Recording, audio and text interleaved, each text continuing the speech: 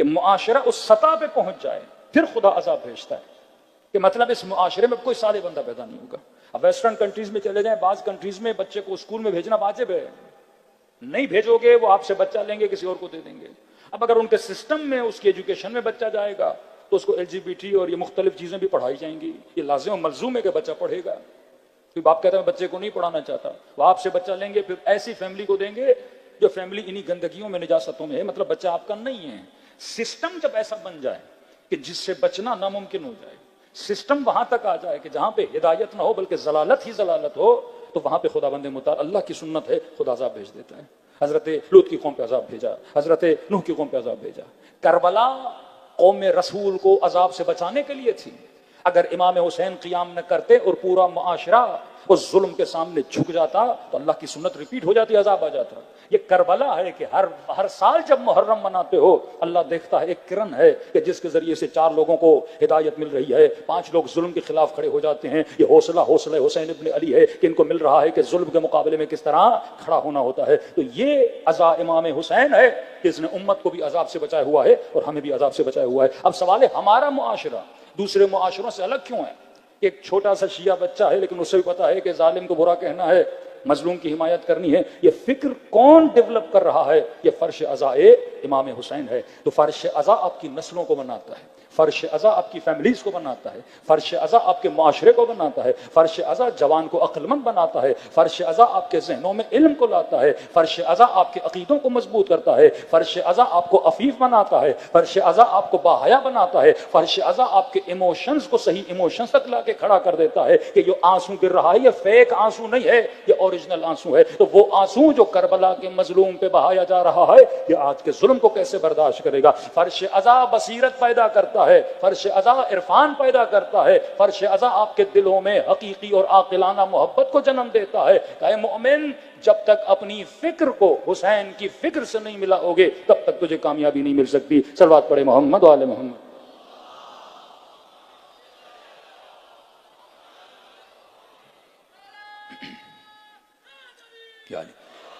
دوسرا نقطہ ہم نے کہا کہ ہمیشہ جب ولایت اہل بیت کا ذکر ہوا، آج سوسائٹی میں وہ چاہے کوئی بھی سوسائٹی ہو لیکن جہاں شیعہ رہتے ہیں، جب تک آپ سسٹم اہل بیت کو فالو نہیں کرو گے، ورژن آف امام حسین، فیک ورژن بہت بن چکے ہیں، لیکن جب تک آپ اوریجنل خالص امام حسین کی فکر کو، کیونکہ یہ ممکن نہیں کہ خدا لوگوں کو بغیر سسٹم کے چھوڑ دیں۔ امام زمانہ غیبت کبریٰ میں جائیں، اب شیعہ کہیں کہ ہم اپنا نظام کیسے چلائیں اور ہمیں لاوارث چھوڑ دیا جائے، ہمیں یتیم چھوڑ دیا جائے، ہمیں کوئی سسٹم نہ دیا جائے، یہ فکر غلط ہے۔ کہ بعض لوگوں نے فکر بنائی کہ غیبت امام میں ہمارے پاس کوئی سسٹم نہیں، ہم انتظار کریں گے، کرسی خالی ہے کہ جب تک امام زمانہ آئے حاکم وہی بنیں گے۔ بھائی جب ظہور ہوگا تو حق حکومت اہل بیت کو ہے، لیکن غیبت امام میں تم نے کیا کرنا ہے؟ فرمایا چھوٹے سے چھوٹا اجتماع اگر شیعوں کا ہو، ولایت اہل بیت کو نماز کے ساتھ جوڑا گیا۔ کہ کبھی سوچو کہ نماز کی اتنی ویلیو کیوں ہے؟ ظہر عاشور بچے بلب رہے ہیں، ڈر رہے ہیں، خیموں کے اندر ہے، پتہ نہیں اب کیا ہوگا، مولا حسین نماز کو ذرا دیر کر دیں، 2 گھنٹہ لیٹ پڑھ لیں، لیکن کہا نہیں، ظہر عاشور نماز پڑھوں گا تاکہ پوری تاریخ دیکھے کہ حسین نے نماز پڑھی تھی، علل اعلان پڑھی تھی۔ جس کے والد گرامی حضرت علی ابن ابی طالب پہ الزام لگائے جاتے تھے علی نماز نہیں پڑھتے، آج دنیا دیکھے ظہر عاشور حسین کیا کر رہے ہیں؟ نماز پڑھ رہے ہیں۔ وہی الزام جو شیعوں پہ لگایا بعض احمق جو ہمارے اندر پیدا ہوتے ہیں کہ بھائی نماز عاشورہ کے دن ظہر کی نماز با جماعت پڑھنے کی ضرورت کیا ہے؟ اے بندے احمق، الزام کس پہ لگایا جاتا ہے؟ شیعہ نماز نہیں پڑھتے۔ وہی الزام جو بنو امیہ امام حسین پہ لگاتے تھے آج وہی الزام آپ پہ لگتے ہیں کہ شیعوں کا نماز سے کیا لینا دینا۔ یہ ظہر عاشور جب نماز پڑھی جاتی ہے تو دنیا کو پیغام دیا جاتا ہے، آؤ یہ وہ مکتب ہے جو محافظ نماز ہے، یہ مکتب ہے جو محافظ اسلام ہے۔ وہی کار امام حسین نے کربلا کے میدان میں کیا، ظہر عاشور کو نماز پڑھی، یہاں تک جنگ صفین کو روک کے امیر المومنین نماز پڑھی، جناب سیدہ نے 11 محرم کو نماز پڑھی۔ نماز کیوں پڑھی جا رہی ہے؟ کیونکہ ولایت اہل بیت نماز سے جدا نہیں ہے۔ اس پہ ٹاپک الگ ہے، لمبی مجلسیں ہو سکتی ہیں، لیکن مختصر میں اس دن آپ کی خدمت میں رکھا تھا کہ امیر المومنین کی ولایت کا اعلان نماز جماعت میں ہوتا ہے۔ مطلب شیعوں کو درس دیا گیا کہ اپنے چھوٹے چھوٹے بچوں کو مسجد میں لے جاؤ۔ اللہ پریکٹس کرواتا ہے کہ جب تک تم اجتماعی معاشرتی سسٹم کے اندر اپنے بچوں کو رہنا نہیں سکھاؤ گے تب تک تمہاری قوم بچ نہیں سکتی۔ شیعہ قوم تبھی سروائیو کر سکتی ہے کہ جب اجتماعی کاموں میں انوالو ہو جائے۔ نماز جماعت کتنے پیش امام ہوں گے؟ ایک پیش امام، 10 لوگ کھڑے ہو جائیں کہ میں بھی امام میں بھی امام میں بھی امام، کہ یہ جماعت نہیں ہے، پھر جا کے فرادہ پڑھو، درس ہے، درس ولایت، نظام ولایت آپ کو نماز جماعت میں سکھایا جاتا ہے۔ پیش امام ایک ہوگا، ہاں چنو گے تم، شرائط ہم بتائیں گے، ایسا پیش امام کردار کا اچھا، رفتار کا اچھا، شکل کا اچھا، قرض کا اچھا، عالم ہو، سید ہو تو بہتر ہے۔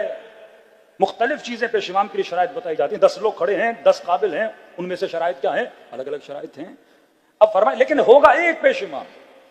جب تم نے اس کو ایز اے پیش امام چن لیا تو کہا اب حمد بھی یہ پڑھے گا، سورہ بھی یہ پڑھے گا، تم خاموش رہو گے کیونکہ تم نے اسے کیا چنا ہے؟ امام چنا ہے۔ مطلب اپنے معاشروں کے لیے رہبر ایک کو بناؤ، 10 نہیں، اپنے معاشروں کے لیے لیڈر ایک کو بناؤ، 10 نہیں۔ اور جب اسے لیڈر بنا دیا، رہبر بنا دیا، تمہاری طرف سے بات کون کرے گا؟ یہ کرے گا۔ اگر 10 لوگ بولیں گے تو معاشرے میں کیا پیدا ہو جائے گا؟ اختلاف پیدا ہو جائے گا۔ یہ نظام ولایت اہل بیت علیہ السلام نے کس کے ذریعے سے؟ نماز کے ذریعے سے۔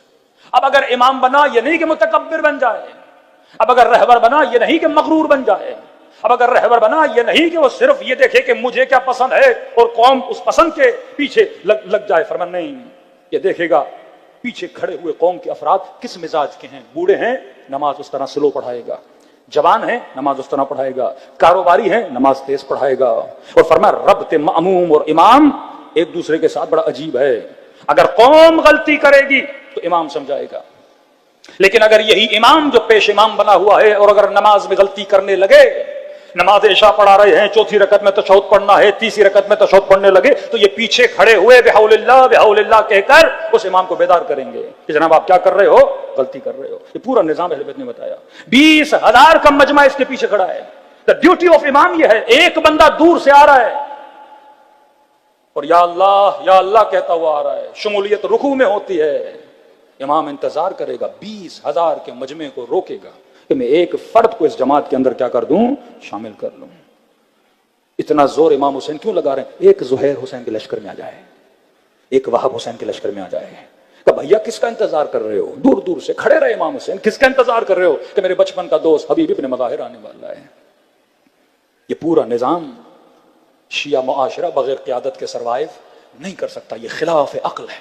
مختلف قیادتیں آپ کے معاشرے کو تباہ و برباد کر دیتی ہیں۔ ڈیوائیڈ اینڈ رول، ان کو جتنا ڈیوائیڈ کرتے جاؤ گے اتنا ان کو توڑتے جاؤ گے، یہ معاشرہ تباہی اور بربادی کی طرف چلا جائے گا۔ سنت الہی، سنت معصومین، پیغام کربلا یہ ہے کہ جب تک ایک نظام کے اندر رہو گے تب تک تمہاری کامیابیاں ہیں۔ صلوات پڑھے محمد والے محمد پر۔ بہرحال ٹاپک یہ بہت لمبا ہے، آپ ذاتی طور پہ جا کے نماز جماعت کے فوائد، اور اس میں نماز جماعت میں ایکسرسائز بھی ہے، نماز میں خوشبو بھی ہے، نماز میں رنگ بھی ہے، نماز میں رزق حلال بھی ہے، نماز میں انسان کی زندگی کو صحیح کرنے کے لیے پیغام بھی ہے۔ آؤ تو سفید کپڑے پہن کے آؤ، آؤ تو خوشبو لگا کر آؤ۔ نماز میں انسانیت بھی ہے۔ رسول خدا نماز پڑھ رہے ہیں، بڑی بڑی تیزی سے پڑھانا شروع کیا۔ رسول اللہ اتنی تیزی سے کیوں پڑھا رہے ہیں؟ فرمایا مجھے کسی خاتون کے بچے کے رونے کی آواز آ رہی ہے، لگتا ہے بچہ ماں سے جدا ہو گیا، میں نے جلدی نماز پڑھی۔ نماز میں صرف انسانی رائٹ نہیں، حیوانوں کے رائٹس بھی ہیں۔ فرمایا ایک پیالہ پانی کا پڑا ہے، کتا پیاسا ہے، تجھے حق نہیں وضو کرنے کا، جا کے تیمم کرو، یہ پانی کس کو پلاؤ؟ اس کتے کو پلاؤ۔ نماز میں ہر چیز سکھائی گئی ہے، نماز میں صحت بدن، نماز میں صحت روح۔ اس اجتماع کو ٹریننگ دینا، اور یہ مساجد کیا ہیں؟ مساجد آپ کے مورچے ہیں۔ جب واحد لیڈرشپ ہوگی اس کا ربط مساجد کے ساتھ ہوگا۔ آپ کو اہل بیت سسٹم آف اکنامک دے کر، خمس کا نظام کیا ہے؟ جس قوم کے پاس نظام خمس ہو کہیں کہ اس میں بیوہ خواتین لاچار ہیں، پریشان ہیں۔ جس قوم کے پاس نظام خمس ہو کہیں یہاں کے سید بھوکے مر رہے ہیں۔ اس کا مطلب نظام تو دیا گیا پر ہم نظام پہ عمل نہیں کر رہے۔ جب تک اپنی فکر کی اصلاح نہیں کرو گے تو پہلا اصلاح معاشرہ۔ کل ہم نے عرض کیا نہج البلاغہ سے، امیر المومنین فرماتے ہیں اللہ اے جوان، اللہ اور اپنے درمیان اپنے رابطے کو صحیح کر۔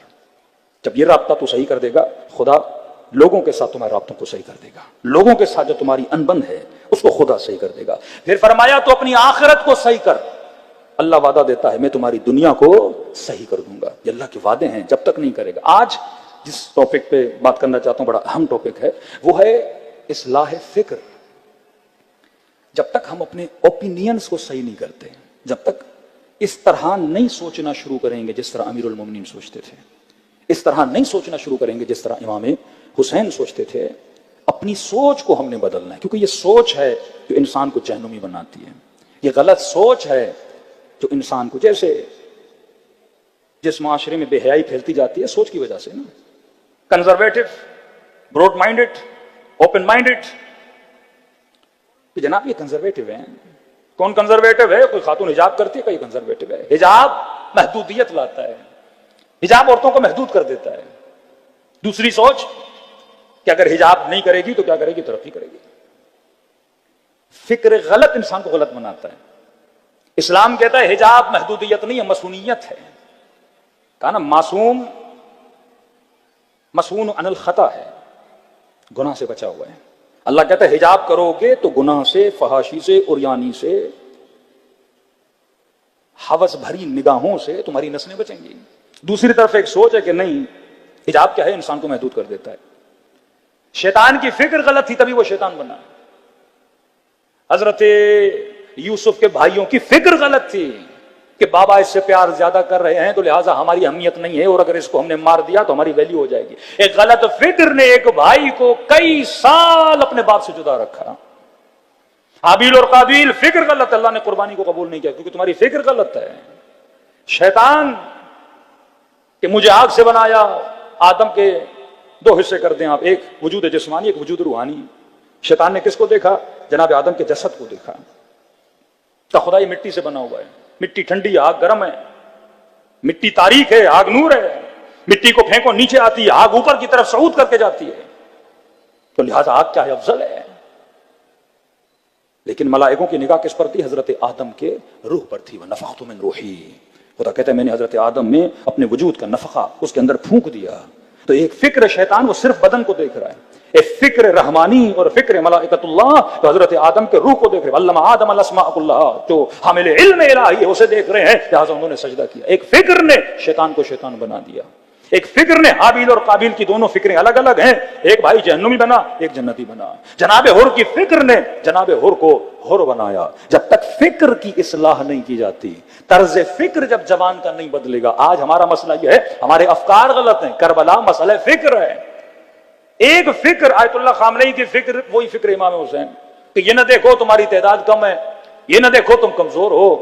ہاں، دوسری طرف دوسرے حاکم بھی تو ہیں ہٹے کٹے کھانے پینے والے جن کے پاس پیٹرول ہے، سب کچھ ہے. فکر غلط ہے کہ بھائی ہم اس کے مقابلے میں کیسے کھڑے ہوں گے. آج ایٹم بم رکھنے والے بھی یہ نہیں سوچ سکتے کہ امریکہ کا مقابلہ ہم کر سکتے ہیں. کم من فئۃ قلیلہ. خدا کہتا تم نے دیکھا نہیں کہ ہم نے چھوٹے چھوٹے گروہوں کو بڑے بڑے گروہوں پہ کیا کر دیا؟ غالب کر دیا. اللہ جب ظالم کو ذلیل کرنے پر آتا ہے تو چھوٹے سے کرتا ہے. اب راہ کا اتنا بڑا لشکر، بڑا پتھر نہیں گرایا، چھوٹے سے چھوٹا پرندہ، تیتر جتنا پرندہ اور اس کی چونچ میں چھوٹے سے چھوٹا پتھر. تمہارے غرور کو میں چھوٹے پتھروں سے مٹی میں ملاؤں گا. یزید کا غرور تھا، 30,000 کا لشکر. حسین کی یہ جرت کہ 72 لوگوں کے ساتھ مجھے للکار رہا ہے. یہ غصہ تھا یزید کو، یہ ابن زیاد کو غصہ تھا کہ تعداد کتنی کم ہے لیکن دیکھو ان کی للکار کتنی بلند ہے. فکر ابا عبداللہ کونوا للظالم خصما وللمظلوم عونا. تو اللہ کو ذہن میں رکھ، پھر خدا تجھے مدد بھی دیتا ہے، تجھے نصرت بھی دیتا ہے. آج پورے مسلمانوں کا کلیجہ اگر کسی نے ٹھنڈا کیا تو حسین ابن علی کے ماننے والوں نے ٹھنڈا کیا. صلوات پڑھے محمد و آل محمد.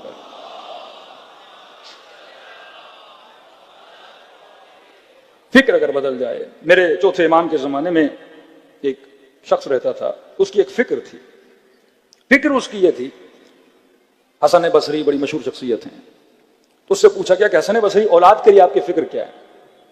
تو اس نے کہا بئس الشیء ولد، بچہ اچھی چیز نہیں ہے. کہ کیوں؟ کہ ان عاش کدنی، اگر زندہ رہا تو تھکا دے گا. صبح سے شام تک اس کے لیے محنت کرو، ماں اس کے لیے محنت کرے، پوری پوری رات جگاتا ہے یہاں تک کہ جوان ہو، محنت محنت محنت. وَإِن مَاتَ، اگر مر گیا تو باپ کے دل پہ بڑا دکھ، بڑا زخم لے کر جائے گا. کوئی چوتھے امام کے پاس ہے، مولا آپ کی فکر کیا ہے؟ امام فرمائے نعم الشیء الولد. دیکھو فکریں الگ الگ ہیں.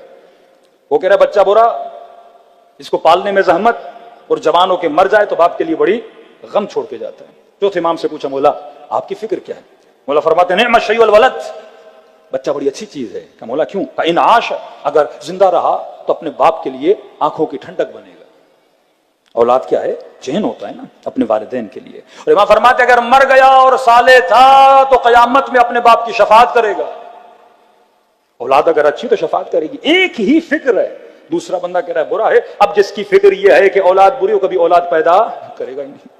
جس کی فکر امام زین العابدین والی وہ بچے پیدا بھی کرے گا, صحیح تربیت بھی کرے گا کہ بھائی یہ بچہ دل کی ٹھنڈک بھی ہے اور قیامت کے دن میرے لیے کیا بنے گا, میرا شفیع بھی بنے گا. کسی کی فکر شادی کے لیے بدل جائے, جناب شادی میں کیا رکھا ہے, تو پوری زندگی شادی ہی نہیں کرے گا.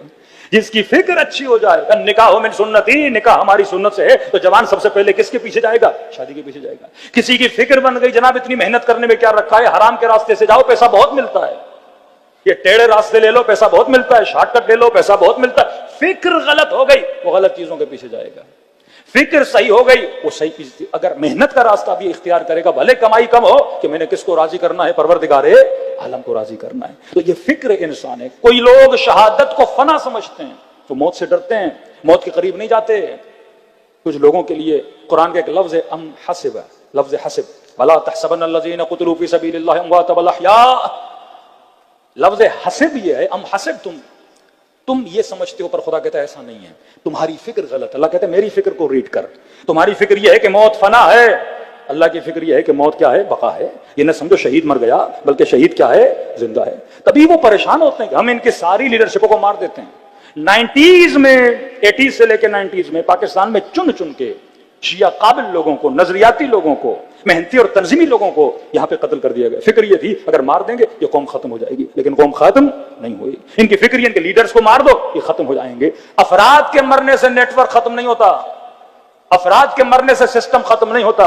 ہمیں اہل بیت عزاداری امام حسین کے نام سے کیا دے کر گئے, سسٹم دے کر گئے. تو خدا کہتے تمہاری فکر غلط ہے کہ موت فنا کا نام ہے. یہ فکر رکھو کہ موت کیا ہے, شہادت کیا ہے, فنا نہیں ہے بلکہ بقا کا نام ہے. شہادت قوموں کو زندگی عطا کرتی ہے. تو فکر کے بدلنے سے انسان کے رویے بدل جاتے ہیں. اب عبداللہ الحسین جب نکل رہے تھے مکے سے تو بڑے بڑے افراد آئے, ان کی فکر آپ سنیں گے, فکر بڑی عجیب ہے. کہنے لگے کہ مولا آپ مت جائیے, اس میں ابن عمر بھی ہیں, اس میں جناب زینب کے شوہر بھی ہیں, اس میں ابن عباس بھی ہیں, اس میں جناب سلمہ بھی ہیں, تو منع کر رہے ہیں. مولا آپ جس راستے پہ جا رہے ہیں موت ہے. کسی نے کہا آپ سید الحجاز ہو, آپ حجاز کو چھوڑ کے مت جائیے, آپ جا رہے ہیں تو بچوں کو لے کر کیوں جا رہے ہیں. وہاں پہ امام حسین نے خطبہ دیا ہے, وہ خطبے اب عبداللہ الحسین آپ پڑھیں, جس میں امام حسین فرماتے ہیں کہ آپ کا بہت شکریہ. جناب عبداللہ امام حسین کے لیے امان نامہ بھی لے کر آئے, کہا کہ اگر آپ یہاں رہیں گے تو کوئی آپ کو تکلیف نہیں دے گا. ایک ایک کا شکریہ ادا کیا, شکریہ کہ تم امان نامہ لائے, شکریہ کہ تجھے حسین کی فکر ہے, تو میں جاؤں گا میرے بچے مارے جائیں گے. کیونکہ ہر بندہ ایک ہی بات کر رہا تھا, حسین اگر جاؤ گے تو مارے جاؤ گے, حسین اگر جاؤ گے تو جوان مارے جائیں گے, حسین اگر جائیں گے تو بچے مارے جائیں گے. امام حسین نے فرمایا یہ تمہاری فکر ہے, اب حسین ابن علی کی فکر سنو. مولا فرماتے ہیں کہ میری فکر یہ نہیں ہے. مولا کیا فکر ہے؟ مولا فرماتے ہیں موت ہو سکتا ہے تم لوگوں کی نظر میں فنا کا نام ہو, لیکن ہم جو اہل بیت ہیں فرماتے ہیں خط الموت علی ولد آدم مخط القلاد علی جید الفتات. فرمایا حسین کی نظر میں موت ایسے ہے جیسے کسی خاتون کے گلے میں خوبصورت سا ہار ہو. فرمایا ہمارے لیے موت اس ہار کی مانند ہے. پہلی چیز, اگر میں کربلا جا رہا ہوں تو میں موت سے ڈر نہیں رہا. امیر المومنین واللہ لابن ابی طالب انس الموت من الطفل بصدی امہ, خدا کی قسم علی کو موت سے اتنی محبت ہے جتنی چھوٹے بچے کو اپنے ماں کے سینے سے محبت ہوتی ہے. سورہ جمعہ ان زعمتم انکم اولیاء اللہ فتمنوا الموت ان کنتم صادقین. اگر تم اللہ کے ولی ہو تو کہا موت کی تمنا کرو. پھر خدا خود جواب دیتا ہے لن یتمنوا ابدا, میں جانتا ہوں تم کبھی بھی موت کی تمنا نہیں کرو گے. اس تمنا کرنے کے لیے حسینی مزاج ہونا ضروری ہے, اس تمنا کو کرنے کے لیے اپنی فکر کو بنانا ضروری ہے. تو پہلی فکر ابا عبداللہ فرمایا تم یہ جو سمجھ رہے ہو میں جا رہا ہوں یہ فنا کا راستہ ہے, نہیں, مجھے حسین کو پتا ہے یہ کون سا راستہ ہے, بقا کا راستہ ہے. دوسری فکر مولا اپنے خطبے میں فرماتے ہیں اگر یہ سمجھ رہے اس راستے پہ مشکلات ہیں, مصائب ہیں, بلائیں آئیں گی, تو فرمایا اللہ کا حکم ہے کہ صابروں کو بشارت دو, بشر الصابرین, اگر صبر کرو گے تو خدا اس راہ میں تمہاری کیا کرے گا, مدد کرے گا. اگر میں راہ حق پر ہوں, صبر 100 سے زیادہ قرآن میں آیتیں ہیں صبر کے حوالے سے. تیسری چیز امام حسین نے فرمائی, مولا فرماتے ہیں کہ برضا نا رضا اللہ, اے لوگوں میں حسین تجھے مدد کے لیے بلا رہا ہوں, یاد رکھو حسین کی رضایت میں خدا کی رضایت ہے. اگر ہم راضی ہوں تو خدا راضی ہو جاتا ہے. اگر تو نے خدا کو راضی کرنا ہے تو پہلے اپنے امام زمانہ کو راضی کر. صلوات پڑھے محمد وعلیہ.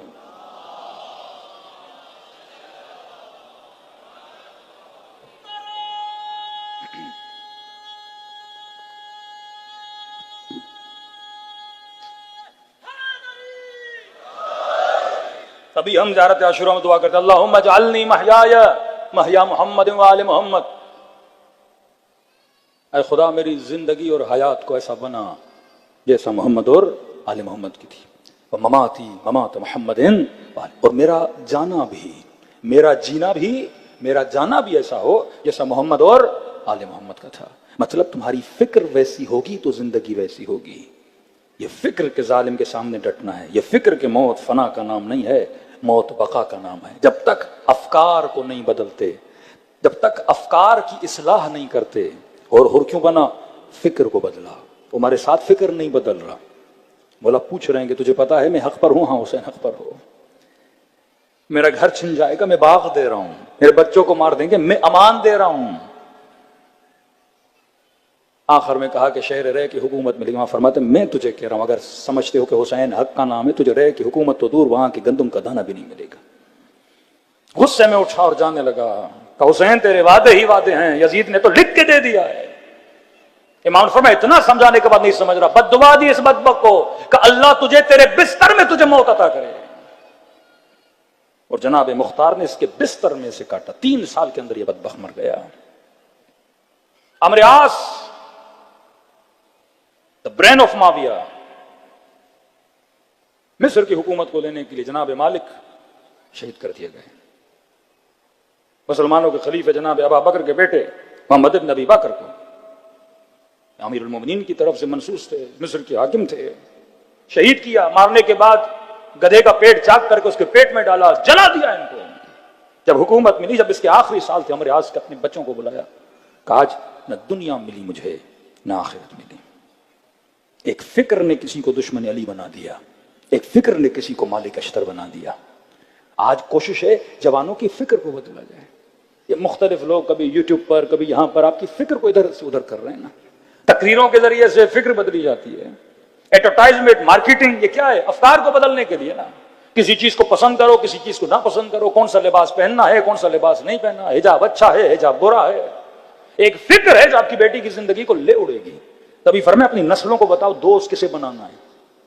دوست دوست دوست، یہ بہت اثر رکھتا ہے۔ اسکول میں اس کے فرینڈز، اس کے ٹیچرز، اس کی گیدرنگز۔ کہ مولانا بیٹی کے لیے رشتہ آیا، بھائی پہلے زمانے میں لڑکے کو پہچاننا بڑا مشکل تھا، آج کیا مسئلہ ہے؟ پہلے یہ تھا جاؤ دیکھو ہمسائے کون ہے، دوست کون ہے۔ میں کہتا ہوں آج اس کا فیس بک کھولو، فرینڈ لسٹ دیکھ لو، فیس بک سے پتہ لگ جاتا ہے اس کے فرینڈز کون ہیں، کن کو فالو کرتا ہے، کون اس کو فالو کرتے ہیں، کون اس کے دوست ہیں۔ پوری فکر کو آپ وہاں ریڈ کر سکتے ہو کہ جوان صالح ہے کہ نہیں ہے۔ پہلے لڑکوں کے اکاؤنٹ سے، آج کون سی لڑکی ہے جس نے اکاؤنٹ نہیں بنایا؟ ٹک ٹاک پہ، انسٹاگرام پہ دیکھ لو اس کی پسند کیا ہے، اس کی ناپسند کیا ہے، اس کا مزاج کیا ہے، اس کی لائک اور ڈس لائک کیا ہے، امین ہے کہ نہیں، مسجد میں آتا ہے کہ نہیں، زبان کا سچا ہے کہ نہیں، نگاہ کا پاک ہے کہ نہیں۔ بڑی آسانی سے چن سکتے ہو، نسلیں بنا سکتے ہو۔ یہ فیملی کے ٹاپک میں کئی باتیں آپ کی خدمت میں عرض کر چکا۔ اصلاح فکر، فکر اگر صحیح ہو گئی مومن بن جاؤ گے۔ اب عبداللہ الحسین مدینے میں مسجد میں داخل ہوئے۔ اسی عمرو عاص کے 2 بیٹے تھے، ایک کا نام عبداللہ، دوسرے کا نام محمد تھا۔ تو جب عبداللہ نے امام حسین کو دیکھا، عمرو عاص کا بیٹا، احترام ابھی عبداللہ میں کھڑا ہوا، اپنے دوستوں کو کہنے لگا، ادب کیا، احترام کیا کہ یہ جو شخصیت آ رہی ہیں یہ سیدہ شباب اہل جنت ہے، یہ جنت کے جوانوں کے سردار ہیں۔ تو اس کے دوستوں میں سے ایک دوست نے اس کا مذاق اڑایا کہ کہہ رہے ہو یہ جنت کے جوانوں کا سردار ہے؟ کہاں ہے، نواز رسول ہے۔ تو کہا پھر صفین میں اسی کے بابا کے مقابلے میں کیوں گئے تھے؟ فکر غلط دیکھیے گا۔ اس نے کہا وہ معاملہ الگ ہے کہ قرآن کا حکم ہے وبالوالدین احسانا ولا تقل لهما اف، ماں باپ کے ساتھ احسان کرو، انہیں اف تک نہ کہو۔ کہا میں جنگ صفین میں علی کے مقابلے میں گیا، اپنے والد کی اطاعت کر کے گیا، تو وہ معاملہ میرا الگ ہے۔ اس نے کہا کیا مطلب، سیدہ شباب اہل جنت کو، تو آپ کا والد کہے کہ اس کے مقابلے میں جاؤ تو لڑنے چلے جاؤ گے؟ اس نے قرآن کا حکم ہے کہ باپ کو اف تک نہیں بول سکتے، والدین کا احترام واجب ہے، اگر میں نہیں جاتا تو بے احترامی ہو جاتی ہے۔ ان میں اختلاف ہو گیا، امام حسین کے پاس ہے کہ مولا اختلاف ہے، آپ بتائیے کیا کریں؟ تو امام حسین کے پاس جیسے مولا نے فرمایا کہ ہاں والدین کی اطاعت واجب ہے، لیکن اگر وہ اطاعت خدا کی اطاعت کے مقابلے میں آ جائے تو واجب نہیں ہے۔ تجھے معصیت کی اجازت نہیں ہے، گناہ کی اجازت نہیں ہے اگر باپ بھی کہے۔ وہاں یہ خاموش ہو گیا کہ ہاں حسین آپ صحیح کہہ رہے ہیں۔ ایک بندے کی فکر. اہل بیت چھوٹے بھی تھے نا, لوگوں کی فکر کو صحیح کرتے تھے, اصلاح کرتے تھے. مولا حسن حسین چھوٹے, ایک بوڑھا وضو کر رہا ہے, بڑے طریقے سے بڑے سلیقے سے اس بوڑھے کا وضو کیا کر رہے ہیں, امام حسن صحیح کر رہے ہیں. جب تک آپ فکر کب صحیح ہوتی ہے, جب اس منبر سے, جب گھروں کے اندر لوگوں کے بیچ میں پیغام اہل بیت کو پہنچایا جائے. ایک ہے ذات اہل بیت, ایک ہے بات اہل بیت. آج کوئی ایسا شیعہ نہیں جو امیر المومنین کو نہ مانے, مولا کی امامت و ولایت کو نہ مانے. آج مسئلہ یہ ہے کہ ہم اگر نظام اہل بیت میں رہنا چاہتے ہیں, اگر ہم اپنی اصلاح کرنا چاہتے ہیں, تو ہمیں اپنی فکروں کو اہل بیت کی فکر سے ملانا ہوگا. صلوات پڑھے محمد و آل محمد.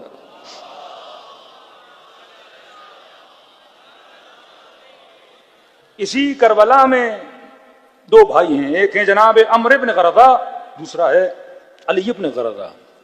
عمرو ہے امام حسین کے لشکر میں, اس کا دوسرا بھائی جس کا نام علی ہے وہ کس کے لشکر میں ہے, یزید کے لشکر میں.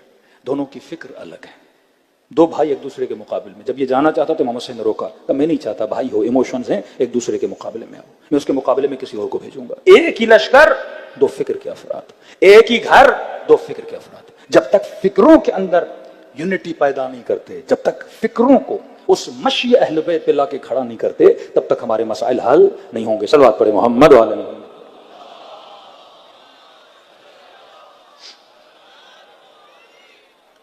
پھر امام حسین فرماتے ہیں کہ میں کربلا کی طرف جا رہا ہوں.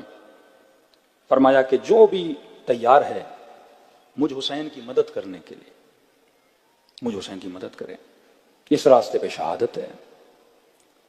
تو وہاں پہ کوئی شخص آگے بڑھا, کہا ابا عبداللہ میں آپ کی مدد کرنا چاہتا ہوں, عبید اللہ حر جعفی. تو امام نے کہا مدد کر. تو کہا کہ ابا عبداللہ میں مدد کے لیے خود تو نہیں آ سکتا, لیکن اپنا گھوڑا آپ کو دے سکتا ہوں, اپنی تلوار آپ کو دے سکتا ہوں. امام حسین نے فرمایا کہ مجھے تمہارے گھوڑوں کی ضرورت نہیں ہے, مجھے تمہارے تلواروں کی ضرورت نہیں ہے. فرمایا من کان باذلا بمہجتہ, جو میرے پاس آنا چاہتا ہے مجھے تمہارے خون کی ضرورت ہے.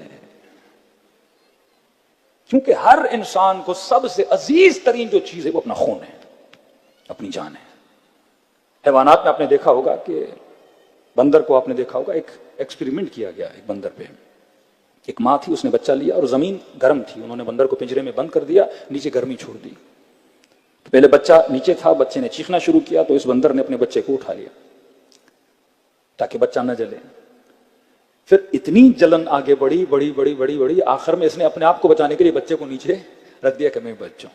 یہ جانور ہے, عزیز ترین چیز آپ کی جان ہے, آپ اپنی جان پہ کوئی چیز آنے نہیں دیتے ہو. کہ مولا گھوڑا دوں گا, نہیں گھوڑا نہیں. مولا تلوار دوں گا, نہیں تلوار نہیں. جب یہاں تک آ جاؤ کہ اپنی جان حسین کو دینے کے لیے تیار ہو جاؤ, یہ محجت, اپنا خون دو حسین بن علی کے لیے. یہ راہ خون ہے, یہ راہ قربانی کی راہ ہے. جب یہ حوصلہ پیدا ہو گیا نا کہ 6 مہینے کا بچہ ایک ماں اپنی گود میں لے کے کہے اصغر اے کاش تو جوان ہوتا, میں حسین پہ تجھے قربان کرتی. یہ حوصلہ پیدا ہو جائے کہ بیٹا کل ایسے لڑنا, کل کوئی تانا نہ دے کہ تو میرا بیٹا تھا اور یہ میرے دودھ کا اثر ہے. فرمائے بے محجت حسین کو تمہارے خون کی ضرورت ہے, ہاں میرے ساتھ آؤ گے میں جنت کی بشارت دے رہا ہوں, لیکن اگر نہیں آؤ گے, وہاں فرمایا تم میں سے کوئی خوش نہیں رہے گا. واللہ جو ابا عبداللہ حسین کے ساتھ نہیں گئے. اس کے بعد حجاج نے کوفیوں کا جو حال کیا, مدینے والوں کا جو واقع ہرہ کے اندر یزید نے حال کیا, کتنے اصحاب رسول مارے گئے, کتنے فرزندان اصحاب رسول کو مارا گیا, کتنی عورتوں کی عزتوں کو پامال کیا گیا. مطلب امام پیغام دے رہے ہیں, اگر اصلاح معاشرہ کے لیے تم قدم نہیں اٹھاؤ گے, آگے جا کے نقصان کس کو ہوگا, تمہاری نسلوں کو ہوگا. جو لوگ مال و دولت کی وجہ سے کئی ملکوں میں گئے, آج اپنی نسلوں کے لیے روتے ہیں. اگر تم نے مجلسوں کے اندر, ماحول کے اندر, مسجدوں کے اندر اپنی قوم کی اصلاح نہیں کی, کل ترس ہوگا کہ میری بیٹی کے سر پہ چادر کیوں نہیں ہے, کل ترس ہوگے کہ لقمے حلال کے لیے میرا بیٹا اس کی تلاش میں کیوں نہیں جا رہا, کیونکہ وہ شعور ہی ختم ہو جائے گا, وہ فکر ہی ختم ہو جائے گی کہ ہم نے صحیح راستے پہ چلنے کے لیے اگر جان بھی دینی ہے تو جان کی قربانی دینی چاہیے. صلوات پڑھے محمد و آل محمد پر. جلدی سے عرض کر رہا ہوں, جناب یوسف فکر کی وجہ سے بچے نا. فرمایا ان النفس لامارۃ بالسوء, یہ فکر یوسف ہے کہ نفس امارہ انسان کو برائی کی طرف کھینچتا ہے. ہمارے استاد اخلاق کہتے تھے اللہ نے انبیاء کو بھی اگر کوئی کرامت دی کسی چیز پہ صبر کرنے کی وجہ سے تھی. ایسا نہیں جناب یوسف چھوٹے تھے اور چھوٹے ہوتے ہی ان کے پاس اللہ نے علم تعبیر خواب دے دیا. نہیں، یہ جوانوں کے لیے ہے. جب گناہ سے بچے، تمہارا کام ہے گناہ کو چھوڑ کے بھاگنا، اللہ کا کام ہے بند دروازوں کو کھولنا. اور ناکردہ گناہ کی جب سزا ملی اور زندان میں گئے، اس زندان میں خدا نے حضرت یوسف کو ایک کرامت دی یا معجزہ دیا. وہ کیا تھا؟ تعبیر علم خواب. ہم ایران میں جاتے ہیں، بعض مراجع اور بعض آ جاتے عزام کے پاس استخارہ کا، سایت اللہ بہاؤالدینی سیکنڈ میں قرآن کھولتے تھے اور آپ پریشان ہو جاتے ہیں. آپ نے صرف سوچا قبلہ استخارہ نکالنا ہے، ایسا جواب دیتے تھے جیسے ان کو 100% پتا ہے کہ آپ نے شادی کا نکالا ہے، آپ نے کاروبار کا نکالا ہے. یہ کب علم دیتا ہے خدا؟ یقیناً اس نے اپنی فکر کی اصلاح کی، اس کے نتیجے میں خدا نے ان کو کیا دیا ہے؟ علم دیا ہے. آیت اللہ العظمیٰ حسن علی نخودکی، مولانا ماں بیمار ہے پاکستان میں، والد بیمار ہے پاکستان میں، یا انجیر دیتے تھے یا چنا دیتے تھے، 2 لفظ دعا کے پڑھتے تھے، کہتے تھے بیٹا تو یہاں کھا لے، تمہاری ماں کو شفا پاکستان میں مل جائے گی. لوگ وہاں کھاتے تھے، شفا ان کی والدہ کو یہاں مل جاتی تھی. میری زبان میں اثر نہیں، اس کی زبان میں اثر کیوں ہے؟ کیونکہ اس فکر ابا عبداللہ حسین پہ چلے ہیں. کہا بے مہجتے قربان کرو، اگر قربان کرو گے تو حسین کو تم چاہیے ہو. جناب سعید، عبداللہ ابن حسن، جناب جون، جناب یزید ابن سبیت، جب مولا نماز پڑھ رہے تھے، ایک مولا کا صحابی تھا، کہتے اس نے اپنے چہروں پہ وہ جو تیر آ رہے تھے وہ لیے، اپنی گردنوں پہ لیے. جناب سعید نے اپنے بدن پہ 17 تیر لیے. جناب عبداللہ ابن حسن نے جب مولا امام حسین پہ تیر چلا دیا، امام حسن کا ایک بیٹا تھا عبداللہ، کہتے اس نے اپنے دونوں ہاتھ آگے کی کہ چچا کو تلوار نہ لگے. اس بچے کے دونوں بازو وہاں پہ کٹ گئے. 1 منٹ کے لیے نہیں سوچا بازو کٹ جائیں گے. کربلا کا مطلب قربانی کے آخر تک. یہ لیڈرشپ کا اثر ہے. قوم جب لیڈر بنائے تو اطاعت یہ ہو. اب یہ نہیں کہ امام معصوم ہوگا تو میں پھر اپنی جان قربان کروں گا. نہیں میرے عزیز، 8 سال ایرانی قوم عراق کے ساتھ لڑی. 8 سال. جب ہم جاتے ہیں ان کی شہداء کی قبروں کو دیکھنے، باسکو میں رول ماڈل ہوتی ہے. کسی قوم نے اچھا کام کیا سیکھو. ایک ماں نے 4 بچے قربان کیے. کہ ڈاکٹر اسرار بھی کہے کہ جب میں نے یہ دیکھا شاہ کی ٹینکیں کھڑی تھیں اور مائیں شیرخوار بچوں کو سینے سے لگا کے ٹینکوں کے سامنے کھڑی تھی، میں اسی وقت سمجھ گیا اس قوم کو کوئی شکست دے ہی نہیں سکتا جس قوم کے اندر موت کا خوف ختم ہو جائے. اب آپ کو کربلا میں ششمہ بچہ قربان ہوا، قاسم قربان ہوا، ان ماؤں کا حوصلہ تھا. ارے یہ تو معصوموں کی بیویاں بھی نہیں ہیں. اشداء علی الکفار رحماء بینہم. خدا آخری زمانے میں ایک ایسی قوم کو پیدا کرے گا جو کافروں کے سامنے سیسا پلائی ہوئی دیوار کی طرح کھڑے ہو جائیں گے، لیکن جب آپس میں ہوں گے نرم دل ہوں گے. یہ نرمی آپ کو 40 میں شیعوں کے آپس میں نظر آتی ہے، لیکن فرمایا کفر کے سامنے، ظلم کے سامنے ایسے کھڑے ہو جائیں گے دشمن 10 بار سوچے گا کہ ان پہ اٹیک کروں کہ نہ کروں. یہ فکر ابا عبداللہ. مائیں جب فکر شیعہ نہیں ہے، ڈاکٹر اسرار کہہ رہا ہے. آپ کو پتا ہے ان کے شیعوں کے لیے کیا افکار تھے، لیکن آپ کی بہادری کی تعریف کی جا رہی ہے کہ نہیں اس قوم کو کوئی ہرا نہیں سکتا. جن کی مائیں شیر خارا بچے قربان کرنا شروع ہو جائیں، کس کے کہنے پہ؟ پھر کہوں گا واحد لیڈرشپ. جب تک وہ میپ نہیں بناؤ گے جو ولایت کا میپ ہے، معاشرے کی لیڈرشپ، امام نیٹ ورک بنائے گا. امام کو معاشرے پر ہے اکنومیکلی مضبوط کرے. ہاں مولا اگر مسلح اٹھاتے تو نیچے سے پیسے نکلتے تھے. پھر لوگوں سے خمس وجوہات کیوں لیتے تھے اہل بیت علیہ الصلوۃ والسلام؟ تاکہ تجھے ٹریننگ دیں کہ اپنے مال سے نکال اور سسٹم پہ خرچہ کر، اپنے کاروبار سے پیسہ نکال اور مکتب پہ خرچہ کر. آج یہ کیوں یوٹیوبرز بعض مولوی آ جاتے ہیں، سب 2 اٹیک کیے جاتے ہیں. یا مراجع پہ اٹیک ہے. مراجع پہ اٹیک اس لیے کیونکہ مراجع کے پاس خمس ہے. مرجع ہوگا تو نظام خمس ہوگا. اس قدر نفرت و بغض و اناد مترائے کا خمس کو دفنا دو لیکن اس مولوی کو نہ دو. کیونکہ مکتب تبھی چلے گا جب اکنومیکل سسٹم ہوگا. کل وقت ملا تو امیر المومنین کا جو مالک اشتر کو لکھا گیا خط ہے، مولا وہ پلرز بتاتے ہیں کسی معاشرہ کب چلتا ہے. فرمایا اس کے اندر بجٹ ہونا چاہیے، حاکم عوام کا خیال کرے، اس معاشرے میں روڈز اور بلڈنگ بننی چاہیے، معاشرے کی ضرورتوں کو پورا کرنا چاہیے. جب تک آپ کے پاس اکنومیکل سسٹم نہیں ہوگا. آج ہم خمس نکالتے ہیں بٹ کیونکہ سسٹم صحیح نہیں ہے تو حق حقدار تک پہنچتا نہیں ہے. جب تک معاشرے کے اندر ایک لیڈرشپ نہیں ہے، جب تک معاشرے کے اندر نیٹ ورک نہیں ہے، اور یہ تب ہوگا جب ہمارے بڑے سلجھے ہوئے لوگ اپنی فکر کی اصلاح کریں گے. لو کان فیہما آلہۃ الا اللہ لفسدتا. خدا کہتا ہے اگر لوگوں میں کہتے ہیں نا اللہ دو ہیں تین ہیں، تو خدا کہتا ہے میرے ایک ہونے کی دلیل یہ ہے اگر دو ہوتے تو جو دنیا میں فساد نظر آتا. چاند اپنے نظم سے، سورج اپنے نظم سے، دن رات اپنے ٹائم پہ چل رہے ہیں، کیونکہ چلانے والا ایک ہے. گھر کو چلانے والا ایک، معاشرے کو چلانے والا ایک. سب سے بڑی بدبختی رسول کے بعد جو امت پر آئی، امت میں تفرقہ ہو گیا. اگر امت واحد لیڈرشپ پہ متحد ہو جاتی، آج مسلمانوں میں فرقے نہ ہوتے، آج مسلمانوں میں اختلافات نہ ہوتے. کسی کو وہابی بنا دیا، کسی کو دوسرے فرقے میں ڈال دیا اور ان کو آپس کے لڑا دیا. داعش بنا دی، جبہت النصرہ بنا دی. کتنے قتل مسلمانوں کو اتنا یہودیوں نے نہیں مارا جتنا مسلمان نے مسلمان کو مارا ہے. کیوں؟ کیونکہ فکر رسول پہ نہیں چلے. رسول خدا دے کر گئے انی تارکم فیکم الثقلین کتاب اللہ و عترتی اہل بیتی. اے لوگوں دو چیزوں پہ جمع ہو جانا. ایک کتاب ہے جو ٹیکسٹ ہے، جو کنٹینٹ ہے، اور دوسرا اس کتاب پہ چلانے والا اور اس کی تشریح بتانے والے آل رسول ہیں. اور ہم اہل بیت کے چاہنے والے ہمیں فکر عزاداری دے کر گئے اور ہمیں کہا اگر ہم غیبت کبریٰ میں چلے جاتے ہیں تو مومن معاشرے کو کسی صالح لیڈرشپ سے خالی نہیں رکھنا. اگر لیڈر تمہارے اوپر نہ رہا اور سایہ نہ رہا تو سمجھو یہ قوم یتیم ہے. اور جب بچے یتیم ہوں اور اوپر سایہ نہ ہو تو ہر بندہ جو چاہے تمہارے اوپر ظلم کرتا ہوا چلا جائے گا. صلوات پڑھے محمد و آل محمد. وقت بہت ہو گیا. جناب سعید اپنا خون حسین کے لیے دیا. 90 سال کا بوڑھا ہے. کل جناب جون، آج جناب سعید. کہتے ہیں ابروؤں کے بال اتنے بڑے تھے کہ آنکھوں پہ پڑتے تھے.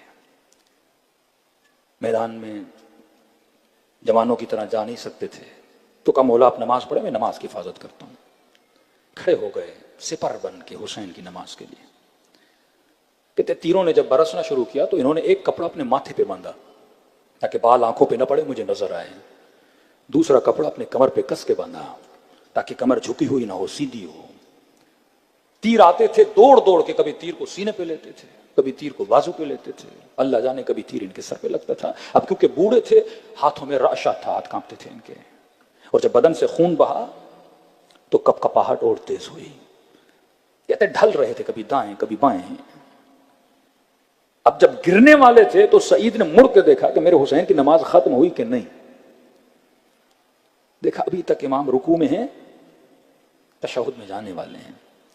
تو کہتے اپنے بدن کو مخاطب کیا ہے، بدن مجھے اتنی مہلت دے کہ حسین کی نماز ختم ہو جائے. ایسا نہ ہو میں گر جاؤں اور وہ تیر جا کے ابا عبداللہ حسین کو لگے گا. جب تک ہم زندہ ہیں حسین کو آج تک محافظ لیڈر بنو، محافظ رہبر بنو. جب کسی کو لیڈر اور رہبر بناتے ہو حفاظت بھی کرنا سیکھو نا. ایسا نہیں لیڈر اکیلا کھڑا ہو قوم ادھر بھاگ گئی ادھر بھاگ گئی. آج ایک فاسق بندہ بھی لیڈر بنتا ہے. اس کراچی میں آپ نے کئی سیاسی ماحول دیکھے ہیں. قومیں جب کسی فاسق پہ بھی جمع ہو جاتی ہیں ان کو کوئی توڑ نہیں سکتا. طاقت شیعہ میں سمیت تمار کی زبان کٹ کے علی کو نہیں چھوڑا. حجر بن عدی کو کہا زندہ جلا دیں گے، علی کو نہیں چھوڑا. فاصلہ لیڈر اور عوام کے درمیان دشمنی کرتا ہے، فاصلہ ڈالتا ہے. فاصلہ کیسے ڈالے؟ Character association. تہران کی گلیوں میں گھومو گے اکثر وہاں کے لوکل لوگ رہبر کے مخالف ہوتے ہیں. ہم ایسی ایسی باتیں سنتے ہیں ہوش اڑ جاتے ہیں کہ ان کے پاس محل ہے، ان کے پاس 40 گھوڑے ہیں، ان کے پاس یہ ہے، ان کے پاس مطلب وہ چیزیں ایسے ایسے چینلز بنا کے کہ لیڈرز کو بدنام کیا جائے. وہی کام پاکستان میں ہوا.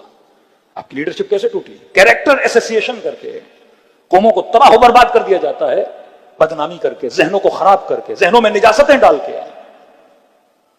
ایک پیش امام جماعت فرمایا لوگوں کی باتیں نہ سنو. معاشرے میں اگر سالے جانا چاہتے نماز پڑھو، تمہیں جاسوسی کرنے کی ضرورت نہیں ہے. کل میں نے امام کی حدیث چھٹے امام فرمائے اگر عالم با عمل کے پیچھے اور اس کی تلاش میں لگو گے کہ مجھے 100% ایک ایسا عالم چاہیے جو با عمل و مولا فرماتے ڈھونڈ ڈھونڈ کے تھک جاؤ گے، تجھے ملے گا ہی نہیں. معصوم امام ہے جس کے اندر خطا نہیں ہے، باقی سب کے اندر خطائیں پائی جاتی ہیں. جناب سعید کا بدن اتنی مہلت دے کہ حسین کی نماز ختم ہو جائے. جہاں مولانا السلام علیکم ورحمۃ اللہ پڑھا، سعید زمین کربلا پہ گر پڑا. میں نے کہا چند اصحاب ہے جس کے بدن پہ امام حسین پہنچے ہیں، ان میں سے ایک ہے سعید. کہ دوڑے دوڑے اس کا سر اپنی گود میں لیا. میں کہتا ہوں 5 منٹ سوچو اگر آپ سعید کی جگہ پہ ہوتے، تیر کھائے، 90 سال کے بوڑھے ہوتے، جان قربان کی حسین پہ، تو فخر سے مر کے جانا چاہیے نا. مطمئن ہو جاؤں کہ میں نے اپنی جان کو حسین پہ قربان کیا، اے روح اب میرے بدن سے نکل جا، مطمئن ہو کے سکون کے ساتھ چلی جا۔ لیکن کہتے ہیں نہیں، جب سر مولا کی گود میں تھا اس کے ہونٹ ہل رہے تھے، گویا کچھ کہنا چاہتا ہے، پر خون اتنا بہا کہ سانسیں اس کا ساتھ نہیں دے رہی کہ لفظ زبان سے باہر نکلے۔ وہاں فرماتے سعید سکون سے جا، سعید سکون سے جا، سعید سکون سے جا، لیکن گویا کچھ کہنا چاہتا، جی سعید کیا کہنا چاہتے ہو، کیا کہنا چاہتے ہو؟ بڑی مشکل سے زبان سے دو جملے نکلے، مولا الرضیت، تو مجھ سے راضی ہو گئے۔ سکون نہیں جب تک یہ نہ سنے میرے وقت کا امام مجھ سے راضی ہے کہ نہیں۔ یہاں فرمایا ہاں سعید میں بھی راضی، میری اماں زہرا بھی تجھ سے راضی۔ مجلس میں آؤ، یہ نیت ہو کہ امام زمانہ راضی ہو جائے۔ مولا یونٹی پہ راضی ہوتے ہیں، مولا اختلافات پہ راضی نہیں ہوتے۔ دلوں کو کربلا روانہ کریں، ایسے سلام کریں جیسے زینب نے حسین کو سلام کیا۔ آج مصائب ہیں 6 مہینے کے بچے کے۔ امام حسین نے کہا شیو جب ٹھنڈا پانی پیو، ماں عذب ان شربتم، جب ٹھنڈا پانی پیو تو مجھ حسین کو یاد کیا کرو۔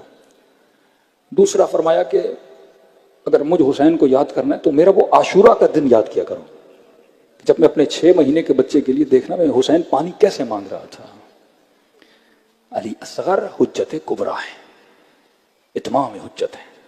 اکبر لڑکے شہید ہوئے، عباس لڑکے شہید ہوئے، جنگ تھی اور مردان جنگ لڑکے شہید ہوتے ہیں۔ یہ حجت تمام کر دی کہ 6 مہینے کا بچہ لڑ نہیں سکتا تھا، پر اس کے گلے میں بھی ظالموں نے تیر مار دیا کہ ایسے سلام کرو جیسے سکینہ نے بابا کو سلام کیا، اور خلوص دل سے اگر سلام کرو خدا ثواب زیارت حسین عطا کرتا ہے۔ السلام علی الحسین وعلی علی ابن الحسین وعلی اولاد حسین وعلی اصحاب۔ آوازیں گونجنی چاہیے سب مل کے، السلام علی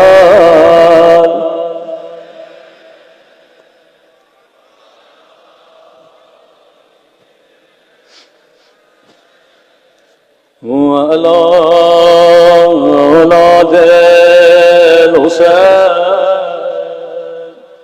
وعلی اصحاب۔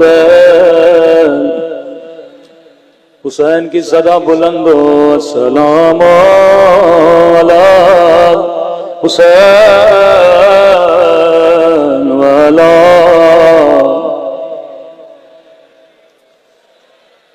وعلی اولاد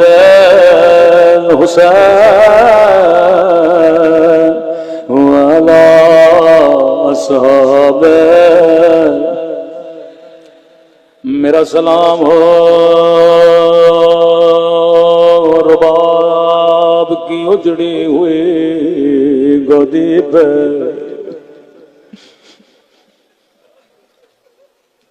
علی اصغر کربلا کا وہ شہید ہے جس پہ ہندوؤں نے بھی بڑا گریہ کیا ہے۔ میرا سلام ہو اس درد بھرے منظر پہ جب ماں خیمے کے در پہ کھڑی ہو کر حرملا کو منت کر رہی تھی، نمار میرے 6 مہینے کا بچہ۔ اللہ آپ کو کربلا میں مولا حسین کی زیارت نصیب کرائے۔ ایک زائر کربلا گیا، مولا حسین کی زری کی زیارت کی، لیکن کبھی ادھر جائے کبھی ادھر جائے، گویا یہ کسی چیز کو ڈھونڈ رہا تھا۔ خادم نے کہا زائر کیا ڈھونڈ رہے ہو، شاید میں تیری مدد کر سکوں۔ کہنے لگا خادم حسین، میں نے روایات میں پڑھا تھا حسین نے خیمے کے پیچھے ایک ننھی سی قبر بنائی تھی، پھر ننے سے بدن میں نیزہ گیا، بدن باہر آیا، مجھے بتا کہاں دفن کیا تھا؟ میں بڑی دور سے ڈھونڈ رہا ہوں پر مجھے اصغر کی قبر کہیں نظر نہیں آتی۔ خادم نے کہا مجھے بھی نہیں پتا۔ آیت اللہ کشمیری حرم میں بیٹھے تھے، اس کے پاس لے گئے کہ آغائے کشمیری، پہلی بار کسی ظاہر نے سوال کیا کہ علی اصغر کی قبر کہاں ہے؟